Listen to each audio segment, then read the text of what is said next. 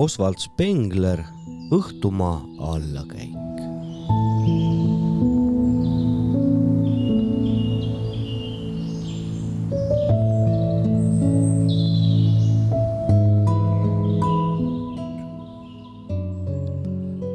Oswald Spengleri teos Õhtumaa allakäik on üks 20. sajandi mõjukaimaid kultuurifilosoofilisi käsitlusi, milles autor esitab julge ja mastaapse vaate ajaloo kulgemisele läbi kultuuride tsüklilise tõusu ja languse. Spengleri keskne tees on, et tsivilisatsioonid ei arene lineaarselt ega lõputult, vaid järgivad loomuliku elutsükli sarnast arengukõverat. Sünnist ja õitsengust kuni vältimatu allakäiguni.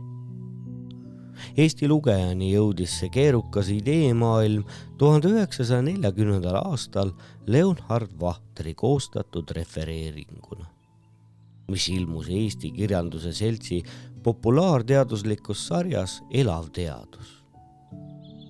Kuigi tegemist ei ole täieliku tõlkega, on see tekst ometi selge ja põhjalik ülevaade Spengleri mõtlemisest ning kultuurikriitikast, tuues need mõtted arusaadavalt ja süsteemselt eesti keelde. Vahteri töö on väärtuslik mitte ainult sisult, vaid ka kultuurilooliselt. See on osa Eesti vaimse elu pingutusest, mõtestada oma aega ja tsivilisatsiooni saatust üleilmses kontekstis. Täna, aastakümneid hiljem on selle teksti ettelugemine võimalus taas luua silda meie ja ühe sajanditaguse maailma tunnetuse vahel.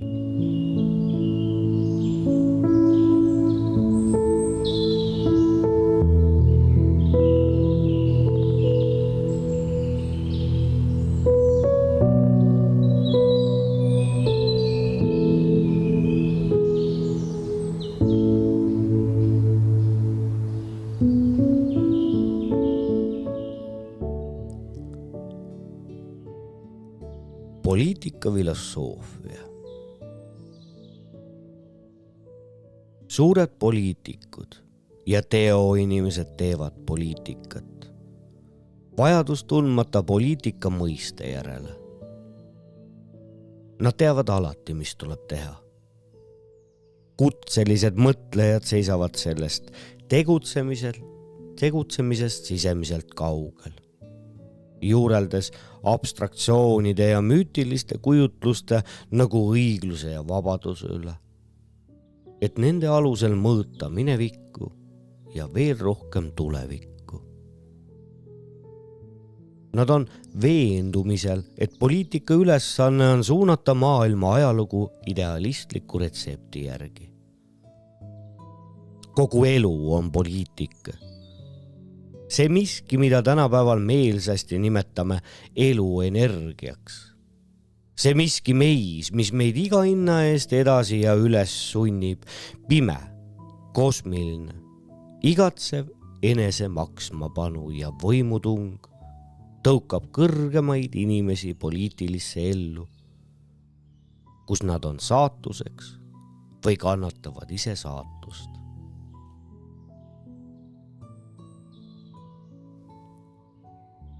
Iga suurt poliitikut kui jõukeskust, sündmuste voolus iseloomustab midagi aadellikku. Aadel kui tugeva rassi avaldus on sõna tõsises mõttes poliitiline seisus. Parimad poliitikud on kui lapsed, kes mängivad või midagi soovivad. Sõda on rahvaste vahel loomulikuks ning rassipäraseks vahekorraks. Ta on kõige elusa ürgpoliitika. See on tõsiasi, mida ei suuda varjata ükski eetiline tõde. Elu ja võitlus on sügavikus üks ja sama ning võitlemistahte lõppemisega kustub ka elu. Kui kõrge poliitika soovib olla sõja asendajaks ning kui kõrgetes kultuurides riigimehe auahnus sihib sinna, et sõjalt võtta paratamatust, siis jääb püsima ometi ürgsugulus sõjakunsti ja diplomaatia vahel. mõlematel on ühtlane karakter, sama taktika, samasugune sõjakavalus, vajadus operatsioonidele kaalu andmiseks hoida materiaalseid jõude varuks, samasugune eesmärk ja nimelt oma eluühiku kasvamine teise arvel. Iga katse seda ürgvitaalset dünaamikat välja lülitada tähendab vaid selle teisele alale juhtimist. Parteide võitluse asemele astub maade võitlus ja kui neiski kasvamistahe lakkab, siis tekib võitlus seiklejate ning nende kaaskondade vahel. On olemas vaid isiklik poliitika. Iga ajaloolise katsumusega üksikolendi sisemiseks, vaevalt märgatavaks tungiks on olla aktsiooni tsentrumiks. Olla hulga mõjuvaks keskuseks, omada ajaloo komandot, et oma isiku seismist vormi rahvaste ning ajastute vormiks teha. Et oma rahvast sündmuste etteotsa seada. Esimeseks ja viimaseks tegutsevaks jõuks pole mitte põhimõtted, ideaalid, vaid isikud, rassid, tungid. Erandit ei moodusta siin ka revolutsioonid, sest rahva suveräänsus tähendab vaid seda, et valitseva võimu on kuninga asemel endale võtnud mõni rahvajuht. Valitsemismeetodid muutuvad sellega vaevalt, valitsevate seisund aga mitte kunagi. Ei ole olemas poliitiliselt andekaid rahvaid, on olemas vaid tugevasti vähemuse pihus olevad rahvad. Inglane on samuti, nagu iga teine rahvas poliitilistes asjades läbistikku ebapraktiline. Kuid ta omab usalduse traditsiooni, hoolimata vaidluste armastusest. Usaldus aga tähendab teadvusetut loobumist kriitikast. Väeosa vahvus oleneb ohvitserist. Tema on see, kes teeb arppüksist kangelase ja kangelasest arppüksi. See on maksev ka rahvaste, seisuste, parteide suhtes. Teatava hulga poliitiline andekus ei ole midagi muud kui usaldus juhtimise vastu. Seda usaldust tuleb hankida. Ta küpseb pikkamisi. Peab põhjenema edule ning kujunema traditsiooniks. Valitseva kihi puudulikud valitsemise omadused levitavad ka valitsevais kindlusetuse tunnet. Sündinud riigimees on kõigepealt suur inimeste, asjade ja olukordade tundja. Tal on and eksimatult tabada võimalikkuse piire. Obuste tundja tunneb esimese pilguga looma ja teab, millised väljavaated on tal võidu ajamisel. Kaardimängija vaatab kaasmängijale ja temal on selge järgmine käik. Tõsiolude tundja ei satu kunagi hädaohtu, ajada tunde või programm poliitikat. Tal on alati huultel Pilatuse küsimus. Mis on tõde? Sündinud poliitikamees seisab väljaspool tõdesid. Ta ei vaheta sündmuste loogikat süsteemide loogikaga. Tõed ja eksimused tulevad tema juures arvestamisel kui vaimsed voolud olenevalt nende tugevusest, kestusest ning suunast. Selleks, et neid enda poolt juhitava võimu teenistusse rakendada. Tegutseja on alati südametunnistuseta. See on maksev niisamuti Sulla ja Robespierre'i kui ka Bismarcki ja Pitti kohta. Suured paavstid ja Inglise parteijuhid on jälginud samu põhimõtteid kui kõikide ajastute vallutajad ja mässajad. Paavst Innocentius III tegi kiriku peaaegu maailma valitsejaks, ometi tema tegudest tuletuvad edureeglid, mis on järsus vastuolus igasuguse usulise moraaliga. Tuleb tunda aega, milles elatakse. kes selles alasemaid jõude ei tunne ega aima, kes eneses ei tunne midagi sugulaslikku ajaga, mis teda edasi ajab, mõistetega iseloomustamatul viisil. Kes usub elu pealispinda, avalikku arvamust, suuri sõnu ja päeva ideaale, sellele ei ole sündmused jõukohased. Ajaloos on olemas 2 liiki hädaohtlikku idealismi. Reaktsionäärne ja demokraatlik. Üks usub ajaloo tagasisuunamise võimalusse, teine ajaloo eesmärki. Suur riigimees peab olema ka suur kasvataja selle sõna sügavamas mõttes. Eeskuju andja oma tegevusega, mitte aga mõne moraali ja doktriini esindaja. On tuntud tõsiasi, et ükski uus religioon sellisena ei ole muutnud mingi maa elustiili. Ta on teadvusse tunginud, ta on langetanud uut valgust teisele maailmale. Ta on loonud mõõtmatut õnne enese piiramise, loobumise, kannatamise jõu läbi kuni surmani. Kuid tegeliku ühiskonna elu üle puudub tal kui religioonil igasugune võim. Loov on vaid tegutseja eeskuju, rassipärasus, temast seotud vitaalne kosmiline jõud. Reaalseks tegureiks pole mitte tõde, häädus, ülevus, vaid roomlane, puritaanlane, preislane. Autunnet, kohusetunnet, otsustamisvõimet ei õpita mitte raamatuist, nad on äratatavad vaid elava eeskuju kaudu. Sellepärast oli Friedrich Wilhelm I üks suurimaist kasvatajaist maailmas kõikidel aegadel, kelle isiklik rassi moodustav hoiak generatsioonide reast ei kustu. See eraldab riigimeest ainult poliitikust. Kõrgem tegutsemisest on käskimisvõime. Ainult selle kaudu ületab ennast inimene, saades tegutseva maailma keskpunktiks. On olemas liik käskimisi, mis teeb alistumise uhkeks, vabaks ning suursuguseks harjumuseks. Käskimine, mida näiteks Napoleon ei osanud.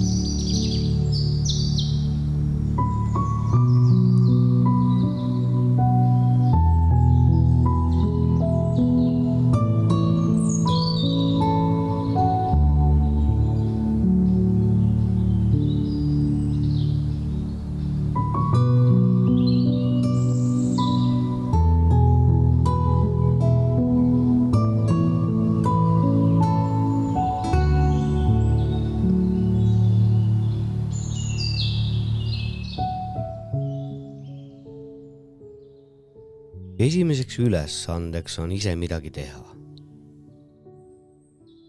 Teine ja raskem on aga traditsiooni loomine, teiste mõjutamine, et nad asja edasi viiksid.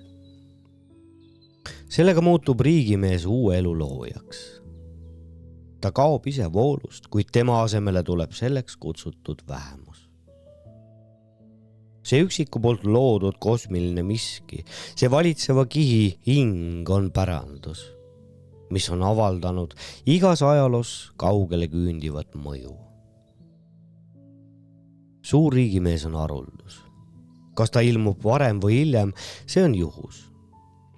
Suured üksikisikud purustavad tihti rohkem, kui nad loovad. Ja nimelt tühikuga, mis nad jätavad eneste järel. Traditsiooni luua tähendab juhuse väljalülitamist. Ta kasvatab kõrget läbilõiget, millega tulevik võib arvestada. Mitte Caesarit, vaid senatit, mitte Napoleoni, vaid võrdlematut ohvitserikorpust.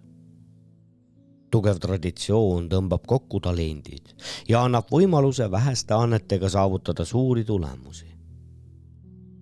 Seda tõendavad Itaalia ja Hollandi maalikoolid, mitte vähem kui Preisi sõjavägi ja Rooma kuuria diplomaatia. Bismarck näiteks oskas küll tegutseda, mitte aga traditsiooni luua. Mis on poliitika?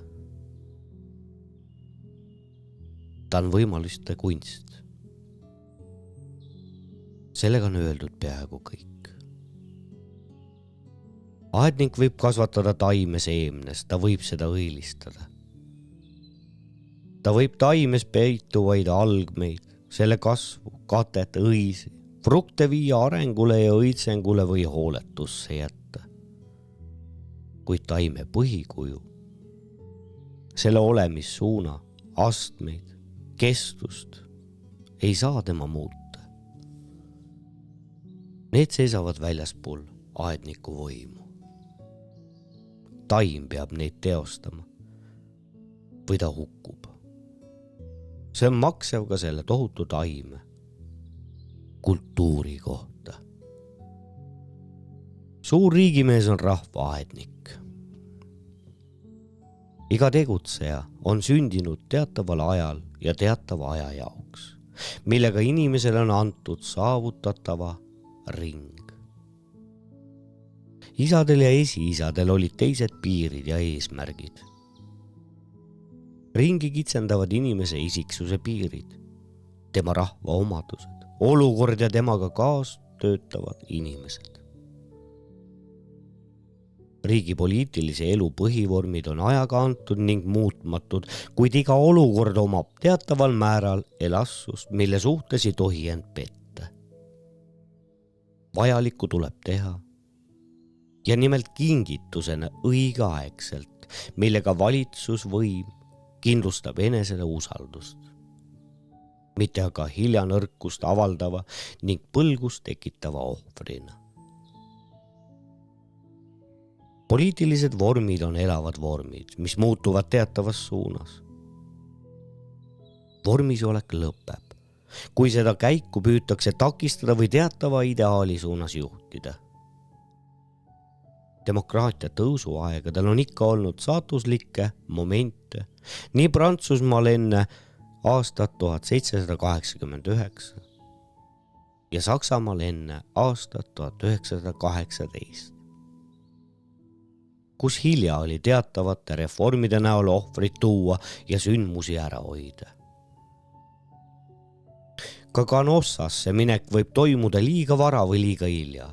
Langev demokraatia võib teha samu vigu, püüdes säilitada eilse päeva ideaale. See on 20. sajandi oht. Ka tugeva riigimehe mõju on poliitilistele meetoditele väike. Sellest peab olema teadlik. Tema ülesandeks on töötada antud ajaloolistes vormides ja vormidega, vaid teoreetik on vaimustatud ideaalsete vormide leiutamisest. Poliitiliseks vormisolekuks on paratamata ainult moodsate abinõude täielik tundmine ja valitsemine. Abinõud ja meetodid on tingitud ajast. Aristokraatia ohuks on konservatiivsus abinõudes. Demokraatia ohuks aga vormi asendamine vormeliga. Oleviku abinõud on veel aastaid parlamentlikud, valimised ja ajakirjandus. Nende üle võib mõelda nii või teisiti. Neid võib austada või vihata, kuid neid peab oskama valitseda. Bach ja Mozart valitsesid täielikult omaaegseid muusikalisi vahendeid. Seesama on igasugu muu meisterlikkuse tunnuseks. Riigimees aga teab, et valimisõiguste piiride laiendamine on mitteoluline tehnika vastu, kuidas valimisi teha. Mis puutub praegust ajakirjandust, siis võib vaid unistaja rahul olla, kui see on põhiseaduslikult vaba. Asjatundja aga küsib vaid, kelle käsutusse see kuulub. Poliitika on lõpuks vorm, milles teostatakse ühe natsiooni ajalugu keset natsioonide paljust.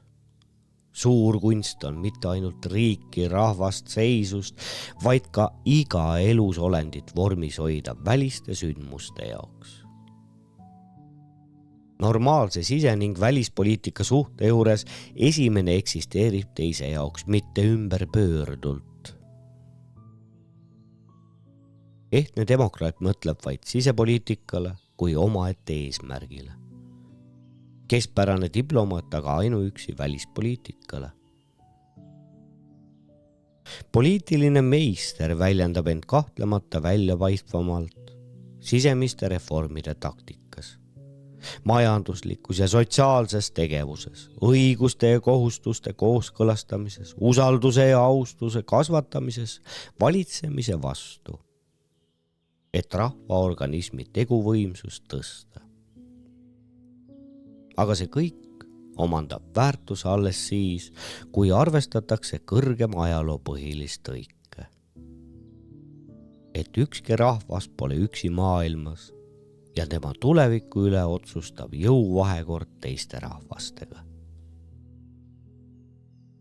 Varakultuuri poliitika jaoks on juhtivad võimud kindlalt antud. Kõik olemine on rangelt patriarhaalses vormides. Seotis emake maaga on niivõrd tugev, et seisuslik riik ja läänikord on enesest mõistetavad. Vormid arenevad iseenesest ja teadvusetult.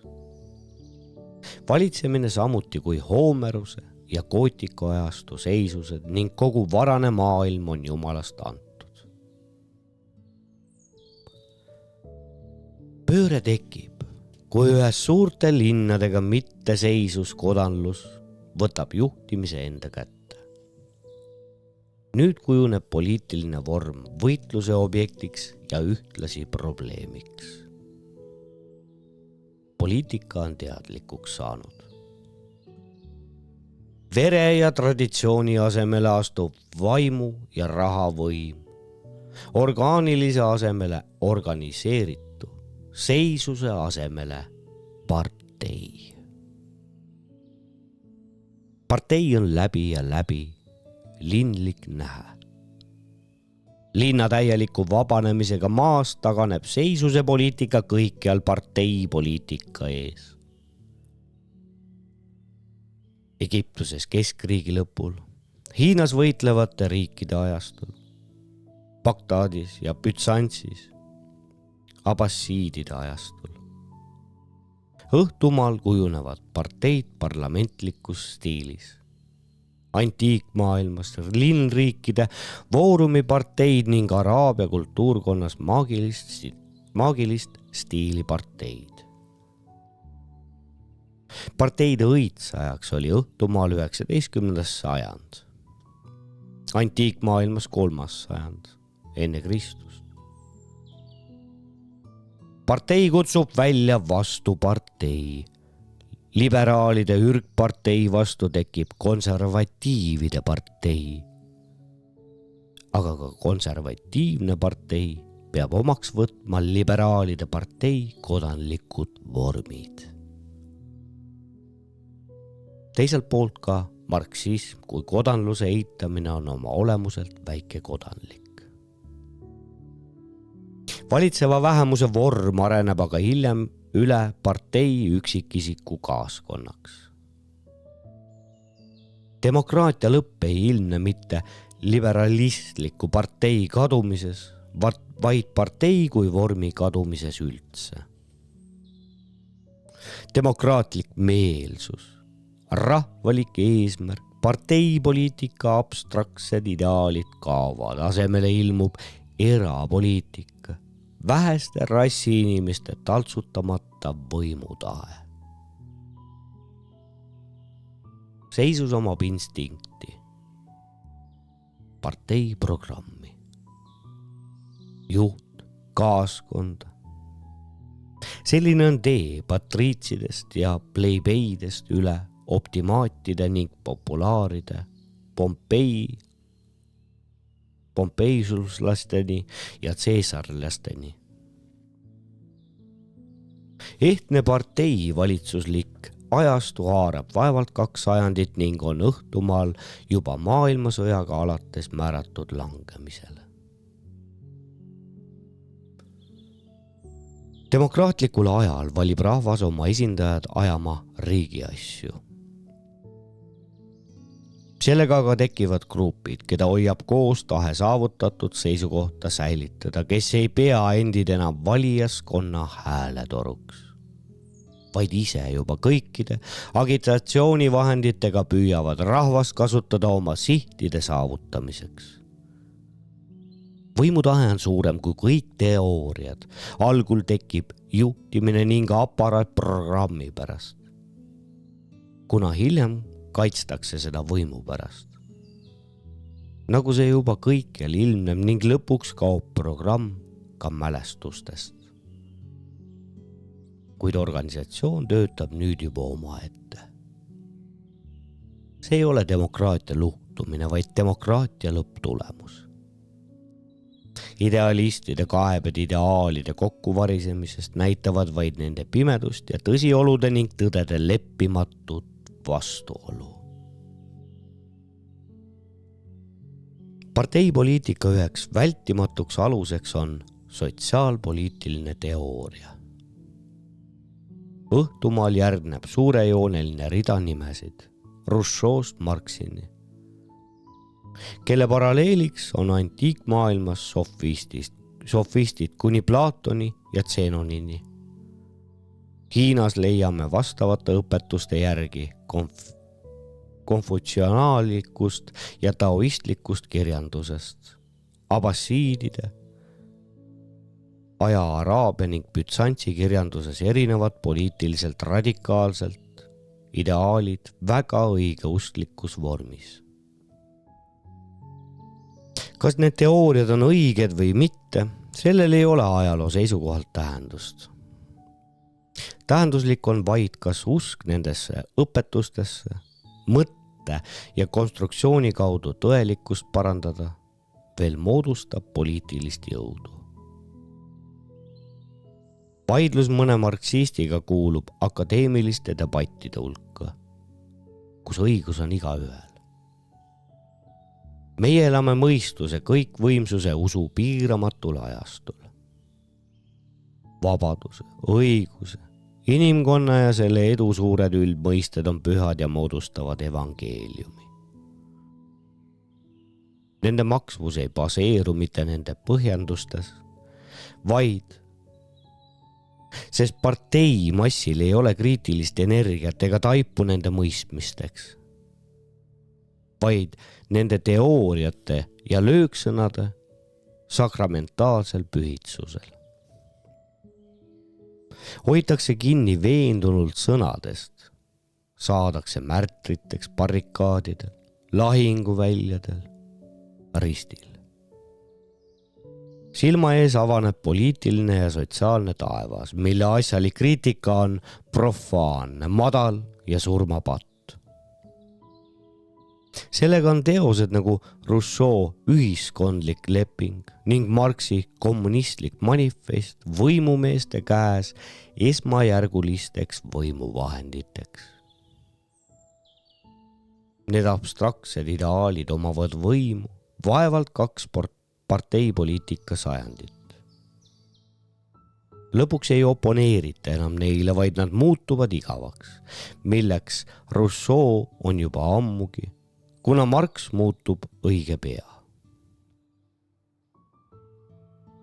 Kui Platon ja Aristoteles oma riigivaadet arendasid, siis kuulis seda kogu kaasaegne maailm, kuid 100 enne Kristust olid need vaid kooliteemad. Ka õhtumaal on teooriate ajastule jõudnud lõpule. Suured liberalismi ja sotsialismi süsteemid on tekkinud 1750. ja 1850. aastate vahel. Marksism on jäänud viimaseks. Esiisad uskusid veel teooriatesse. Lapselastele on see vaid provintsialismi tõenduseks. Selle asemel idaneb uus resigneeritud vagadus, mis selgete mõistete asemel otsib saladusi ja seda teise religiositeedi sügavustest kord ka leiab. Demokraatia algul kuulub tegevusväli vaid vaimule. Ei ole midagi ausamat ja puhtamat kui suure Prantsuse revolutsiooni aegne öine istung 4. augustil 1789. aastal. Ning vanne pallisaalis või Frankfurti parlamendi meelsus, kus võim käes arutati seni üldiste tõdede juures, kuni kogunesid tõsiolude jõud ning kõrvaldasid unistused. Pea aga ilmneb, et põhiseaduslikkude õiguste kasutamine on vaid siis võimalik, kui selleks on raha. Mida rohkem kaovad seisuste ja kutsete kasvavad vormid, seda vormi lagedamaks, seda abitumaks muutub valijate massjuhtide käes, kes mõjutavad hulki ja temale oma tahet peale suruvad ning omavahel võitlevad meetodidega, mida massid ei näe ega ka taipa. Iga demokraatia läheb sellele vastu vääramatul jõul, mis viib lõpuks demokraatia enese kõrvaldamisele. Antiikmaailmas oli rahvas voorumi praktikas mõjutamise objektiks, kuna mõjutamise vahendeiks olid kätte õpitud pisarad, riiete lõhki käristamine, juures viibijate kõige hullem ülistamine häbenemata vale vastase suhtes. Kingitused, ähvardused ning eelkõige raha. Raha kulutamine kandidaatide vahel võttis tohutud mõõdud. Tsensor Claudius, ehtne hellenist ja ideoloog, mõtles oma reformide läbiviimisel kahtlemata valimisõigusele, aga mitte valimiste korraldamise kunstile. Kuid need õigused valmistavad sellele kunstile vaid teed. Valimisreformis saadik nõudis ametnikkude teenistuskarjäär tohutult suuri kapitale, mis tegi ametniku kogu ümbruse võlgnikuks. Rahvale korraldati mänge, mis pidid ületama eelnenuid. Voorumil tuli näidata end vaid suure saatjaskonna saatel, et lugelevale rahvale meeldida. Annetati maksuta pääsmi gladiaatorite võitlustele ja saadeti isegi raha koju. Valimiskapitalid võtsid ameerikaliku ulatuse ja ulatusid kuni 100 miljonitesse sestertsidesse. Caesar oli ädiilina välja andnud nii palju, et Crassus pidi 20 miljoniga vastutama tema võlgnikude ees. Samaaegses Euroopas ja Ameerikas on rahast kujunenud võimuvahend, mis haarab kogu maailma ja millele on igaüks teadvusetult alistunud. Nii et mõtleb ja teeb vaid seda, mis valitsev isik kuskil kaugel soovitavaks peab. Ajakirjandus ja elektriline teateteenistus hoiavad rahvaste ning tervete mandrite teadvust päevast päeva, aastast aastasse, lööksõnade ja seisukohtade uimastava marutule all. ajakirjandus muutub salapäraseks ja vägevaks relvaks selle käes, kes seda oskab kasutada. Selle kujukaks näiteks oli juba inglaste pressisõda lendlehtedega, artiklitega ja nii edasi. Napoleoni vastu Prantsusmaa pinnal. Demokraatia on rahvamasside vaimuelust raamatu tõrjunud välja. Raamat oma vaatekohtade rikkusega on muutunud vaid väikese ringkonna vaimseks omaduseks. Rahvas loeb ühte oma ajalehte, mis tungib miljonites eksemplarides kodudesse ja raamatu unustusse viib. Kui siin ja seal veel raamat vaateväljal ilmub, siis on juba selle tähendus sihiliku kriitikaga kõrvaldatud. Varademokraatia idealistid olid vaimustatud ajakirjanduse vabadusest, kuid just selle läbi saavutavad pressitseesarid oma sihid. Alguses püüdsid võimud ohjeldada ajakirjandust tsensuuri kaudu, kuid siis kisendas kodanlus hädaohust vaimu vabadusele. Kui aga vabadus saavutatud, võitlevad tagaplaanil nägematult uued jõud ajakirjanduse äraostu ümber. Lugejale teadmata muudab ajaleht omanikku ja ühes sellega ka oma käskijat. Ässitatakse lugejate massi ning see tormab läbi tänavate, ähvardab, lõhub aknaid. Väike näpunäide ja kõik on jälle vaikne. Siis veel vabaduse teine külg. Igaühel on lubatud ütelda, mida ta soovib. Kuid pressil on võimalik seda avaldada või mitte. Ta võib iga tõde surmale mõista, seda maailmale avaldamata jättes. Masendav vaikimistsensuur. Mis on seda hirmsam, et seda ei nähta ega märgata.